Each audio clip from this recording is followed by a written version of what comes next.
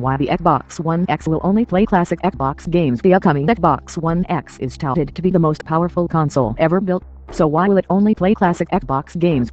We spoke to two top Xboxers to get the scoop on what's behind Microsoft's strategy and what we can expect from the Xbox One X news report. So a lot of people were excited to hear that the Xbox One X is going to be the most powerful console ever, but were confused when it was later reported that the console would only be capable of playing classic Xbox games, that is games from the early 2000s, 2001 to about 2007.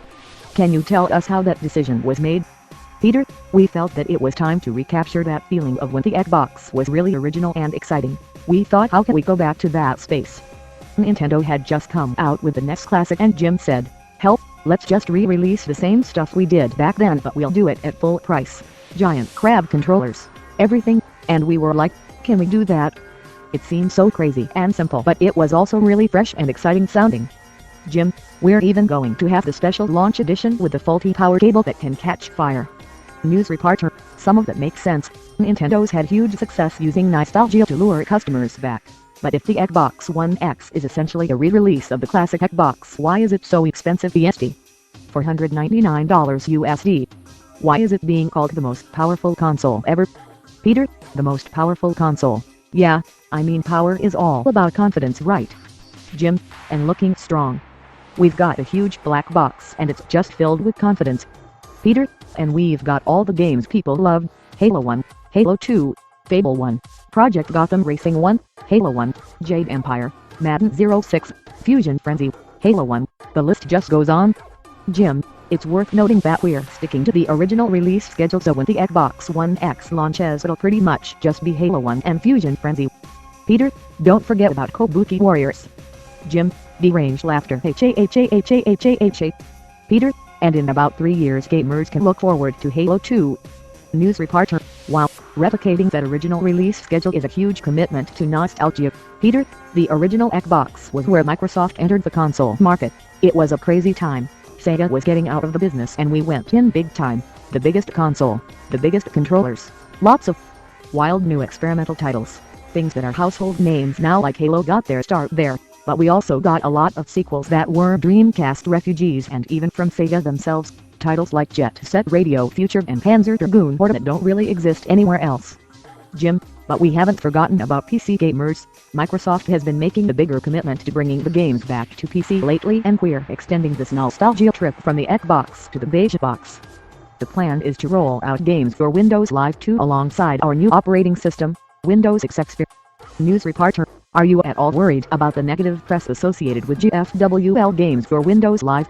Is GFWL to something different from before? Jim, Games for Windows Live 2 is a new full-service gaming network that also functions as a great DRM solution for developers, and we've got a number of your favorite game studios signed up to code GFWL to all over the stuff you want to play. Peter, we know people are worried that GFWL2 is going to break games or get in the way of playing without jumping through crazy workarounds just like the original GFWL, and we just want to assure people that that is absolutely the case. We keep saying it and we really mean it. Microsoft is going all in on nostalgia, so I'm going to promise you right now that GFWL2 will definitely impact your gaming experience.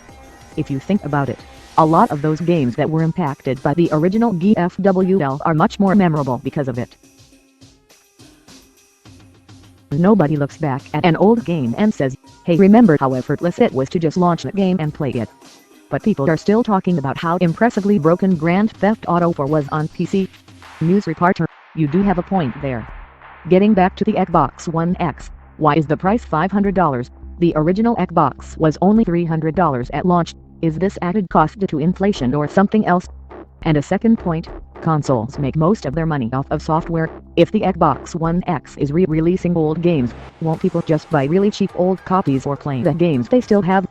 Jim, I think I can address both of those. Peter, go ahead, Jim.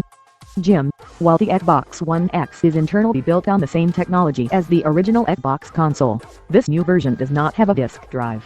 That's where the real money behind the Xbox One X comes in, the Crystal Chamber. Newly released games don't come on discs anymore. They come on these giant chunks of crystal, these cubes, we call them Game Cubes. Peter, it's an amazing technology because when you put the Game Cube onto the Crystal Chamber it becomes uniquely encoded to your Xbox. so there's no way to take it to a friend's house or resell it. We're really excited about that. Plus nobody's proven that the crystal chamber gives you cancer, even though the GameCubes get insanely hot due to all the radiation the crystal chamber puts out. Jim, the radiation is this really cool green color, so it's totally classic Xbox. News reporter, thanks for your time. Peter, thank you. Jim, our pleasure. The Xbox One X is expected to be available for pre-order later this year.